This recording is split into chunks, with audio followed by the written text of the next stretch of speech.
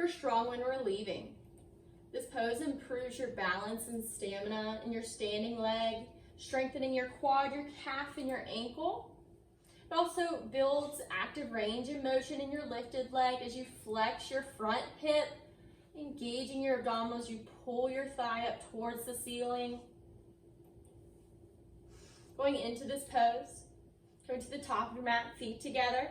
Shift your weight to your left leg, bending up at your right. Bring your leg to a 90-degree angle and place your right hand on top of your thigh. Toes are flexed back towards your face as you actively lift your thigh into your hand, engaging your abdominals.